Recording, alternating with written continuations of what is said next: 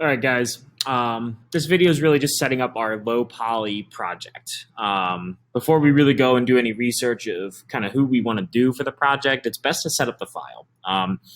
That way we have it and we can kind of pop in pictures as we find them. You'll see that when you start choosing your reference photo of who you want to do for this project, quality will matter. So if you take a really, really tiny image here, we're going to have to stretch it out a lot and it might not look that hot. So that's why we're going to start with creating the physical file. So once again, go to photopea.com. I'll provide the link in Schoology again if you need to. Hopefully we have it bookmarked by now. To create a new file, it's back up here in the top left, which is File, and then New, right here, top one. Remember, again, all this extra stuff here on the right side and even the bottom left don't pertain to us. This little bit in the top left is all the important stuff. So this file name is going to be low poly. Poly stands for polygon, think like any kind of like geometric shape. In this case, we're just doing triangles. Then before we change the width and height, we need to change from px to in. Hopefully you remember what pn means, or in is inches, spoilers. So then inches. Oh, this is actually really close to what we needed. Now yours can change though based on the photo. So let me explain for right now.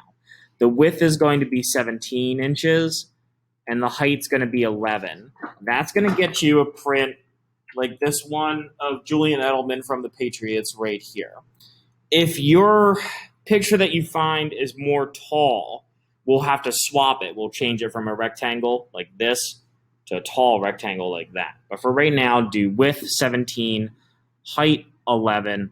This part here is also super important because some of these projects can be printed even larger than 17 by 11 when we're done. The DPI needs to be 300. Leave the background white and then hit create. There we go. So now we have our file. Background layer is locked, which is perfect. We want that as like a standard. And now we're just going to save it. So to save the file, we're going to go File, and then right here, Save as PSD. Oh, there we go. Good. Mine went to my downloads.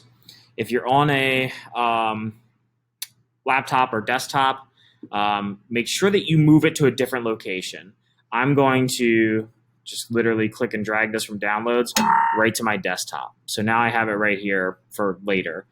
If you're on the iPad, do me a favor, go find your file and make sure that it's in your Files app.